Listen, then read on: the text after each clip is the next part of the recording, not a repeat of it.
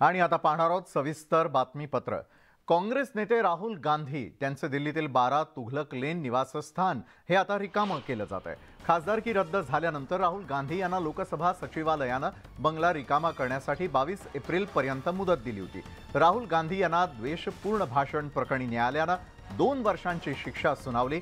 मानहानीच्या खटल्यात राहुल गांधींना दोषी ठरवल्याप्रकरणी सत्र न्यायालयात स्थगितीच्या मागणीवर 20 एप्रिलला निर्णय होणार आहे। सूरत न्यायालयानं स्थगिती दिल्यास सभासदत्व पूर्ववत होईल आणि बंगला रिकामा करावा लागणार नाही। आणि या संदर्भामध्ये अधिक जाणून घेण्यासाठी आमचे प्रतिनिधी प्रशांत लीला रामदास आपल्या सोबत जोडले गेलेले आहेत। प्रशांत, बंगल्यातील सामान काढण्यास सुरुवात झालेली आहे, मात्र दुसरीकडे खासदारकी रद्द करण्यानंतर घर सोडण्याची देखील आता वेळ राहुल यांच्यावर आलेली आहे। काय त्या ठिकाणी आपण पाहताय? नाही, ज्या पद्धतीनं माहिती मिळते की राहुल गांधी यांची सदस्यत्व लोकसभेचं सदस्यत्व रद्द झाल्यानंतर ज्या पद्धतीनं माहिती मिळते की त्यांना लोकसभा सचिवालयाच्या वतीनं नोटीस देण्यात आला होता आणि नोटिसीमध्ये तुमचं सदस्यत्व रद्द झाल्यामुळे तुमच्याकडे असलेलं 12 तुघलक लेन हे जे निवासस्थान आहे हे निवासस्थान खाली करावं अशा प्रकारच्या सूचना होत्या।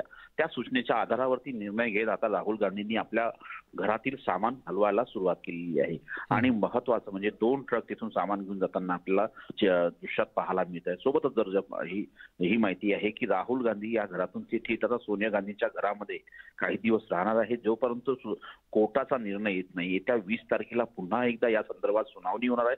जर त्यांची शिक्षा रद्द झाली तर होऊ शकतं त्यांचं सदस्यत्व पुन्हा एकदा बहाल करण्यात येईल आणि त्यानंतर आगामी रणनीती राहुल गांधी यांच्या वतीनं ठरवण्यात येईल। पण या घडीला हे अत्यंत महत्त्वाचं आहे की राहुल गांधींनी आपल्या घरातील सामान काढायला सुरुवात केलेली आहे।